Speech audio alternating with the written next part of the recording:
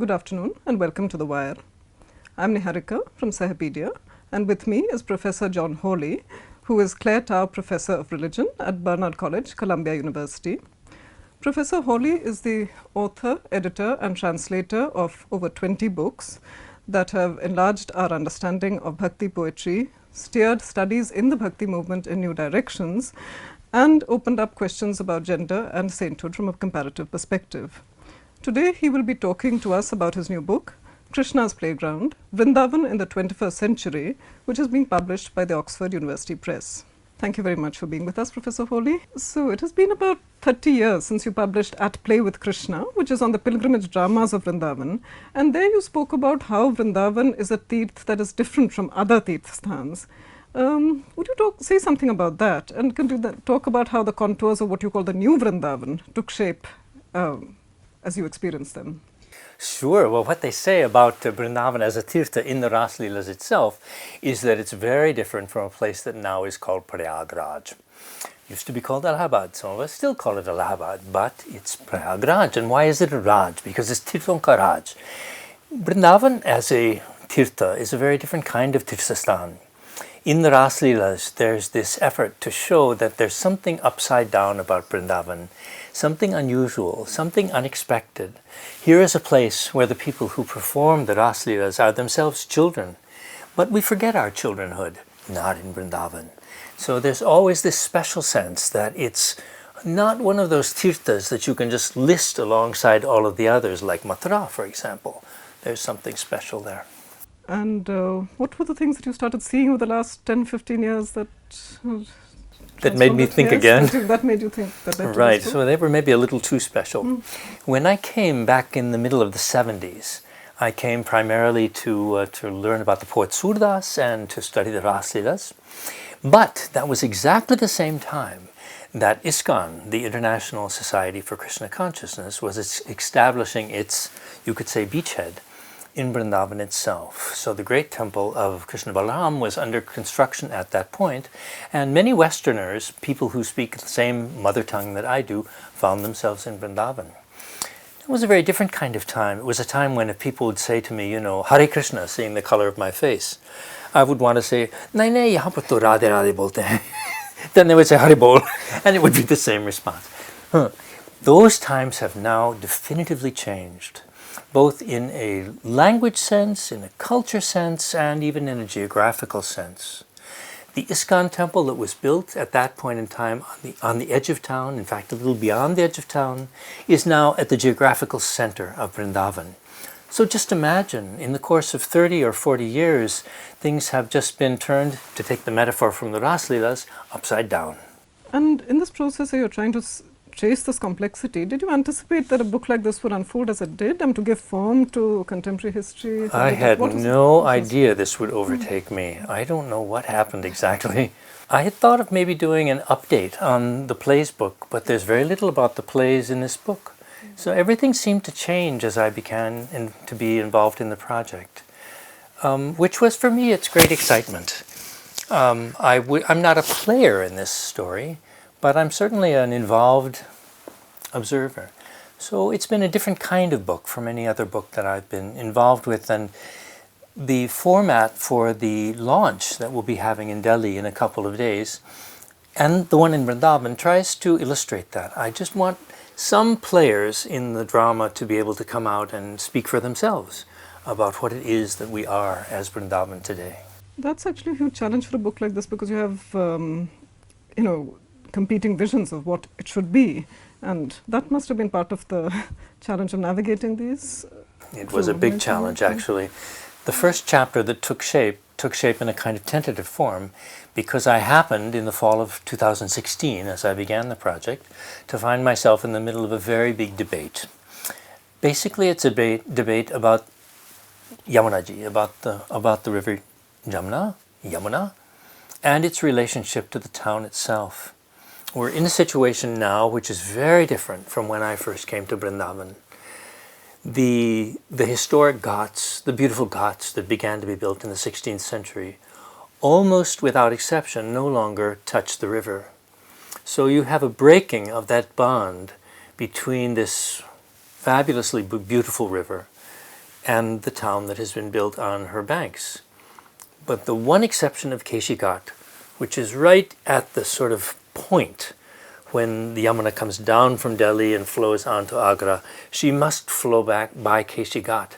But even that is a question now. That now is the only place that actually she touches the town anymore.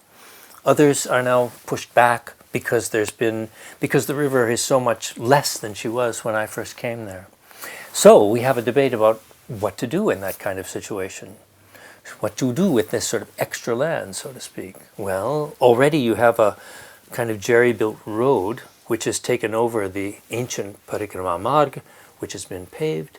But the fight is about whether to continue that so that there will be a kind of ring road that circulates around the town of Vrindavan, or whether it should really be stopped. If there were to be that completed ring road, so to speak, then Vrindavan would in a certain sense be history. It would be a museum of itself. And that's what so many people would like not to happen. Then there's the problem of pollution and the river and so forth. Anyway, this debate, I found myself listening to it going on right around me. I had no idea whether in the course of doing this project there would be some kind of solution to that or not. Not yet. Yes, one keeps wondering about a book like this because is it going to lead to action? Yes, but you're not sure how it will be, and awareness, but there's so many different ideas of what it should be.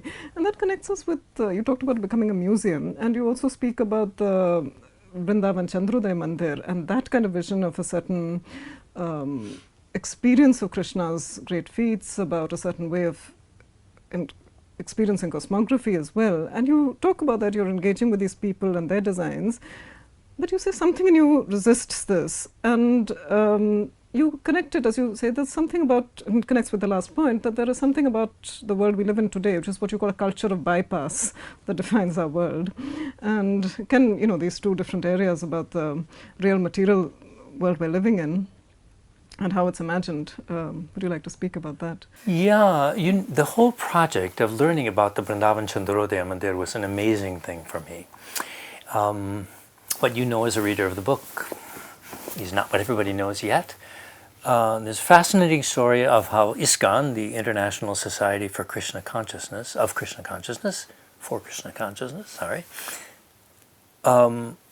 itself became not one organization but many organizations. And probably the most, certainly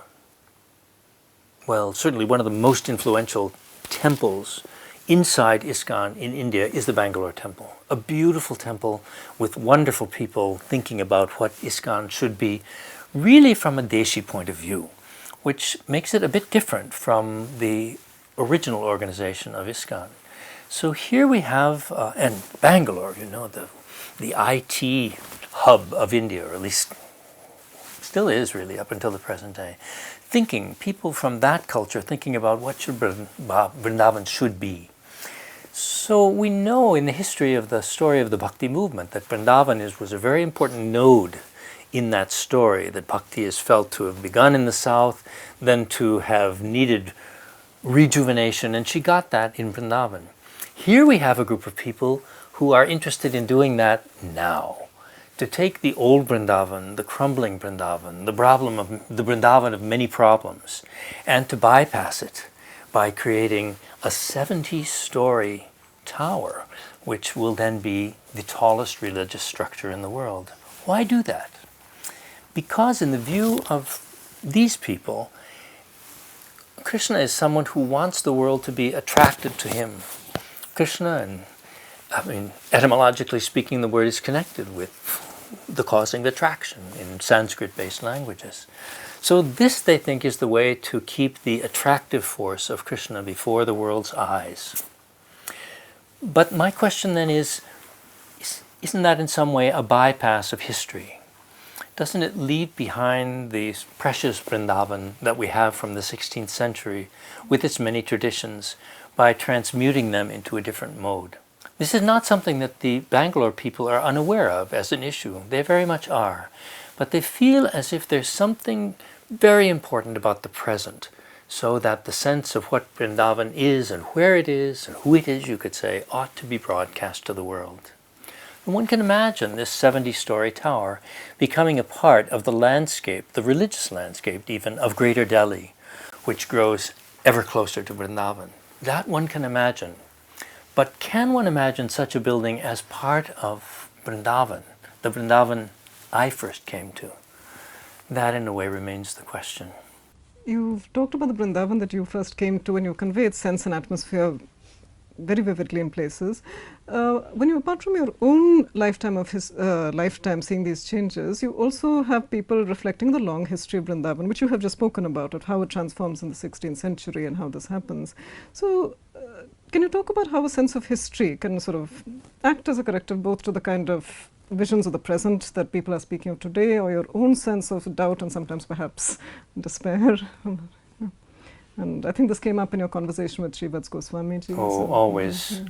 So who is this Srivats Goswami? Everyone may not know. He has been my mentor for many, many years. He's younger than I am, so I can't quite talk of him as my guru, but he is my guru, let's be honest. A man of remarkable sensitivities, and someone who stands in a historical tradition that he himself is embodying. Very conscious of the burden of the past that he carries as he moves into the present. I would think that a challenge for people, especially in our time, not just in India but around the world, is to be humble in the face of our own pasts and not to think that we can bypass our character as a species or our specific histories. So how might this come up in relation to Vrindavan? For one thing, let's think about this 70-story tower.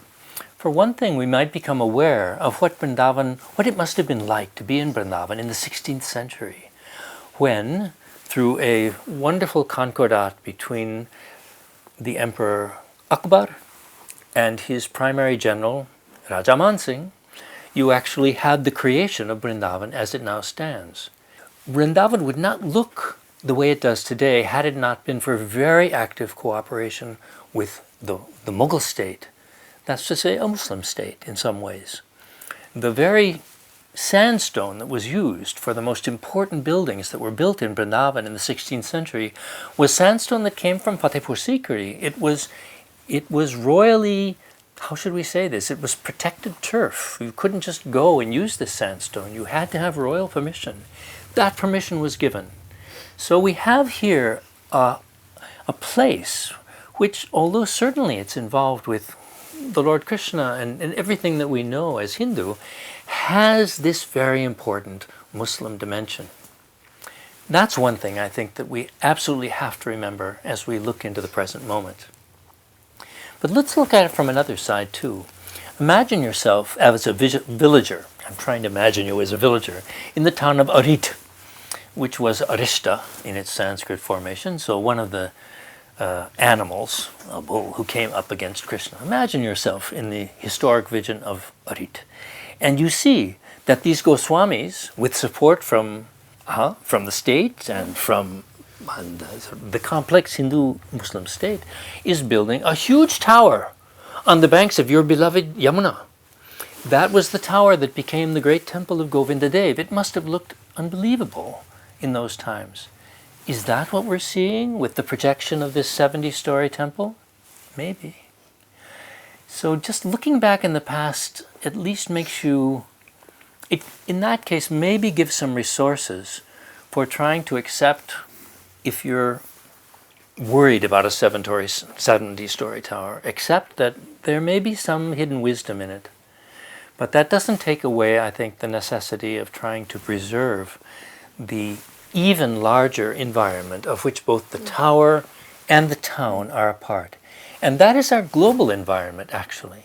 So if we look at what's happening in Vrindavan today, where people cannot drink the water, where the water level beneath the earth is rapidly going farther and farther down, where sewage is out of control, where population has tripled in my lifetime as a part of a metropolitan area where it has quadrupled, when we think of all these things and look at Vrindavan, we should think about Vrindavan as us, as a symbol of where we actually are at this point in time.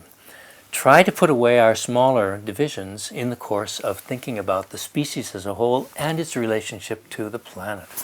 You suggested towards the end that some institutional mechanisms can work to make one aware of the ecology, the living traditions, perhaps say something like the UNESCO World Heritage status. You think that is that? You know, I'm just an outside observer. मैं क्या जानता हूँ? What do I know about such things? There are people who've been thinking about this far longer than I. But I do think that the pressure on the present moment is so great that unless some kind of plan that would be comprehensive or try to be comprehensive, and unless something like that is enacted, Vrindavan is in danger of becoming, as it were, the past. So what would that involve? Just from my own point of view, it would certainly involve the historic temples.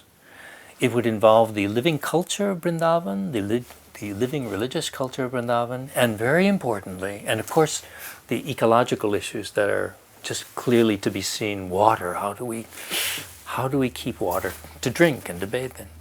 And then there's the issue of a place we haven't talked about yet, and that's the place just across the river from Vrindavan. It's so beautiful.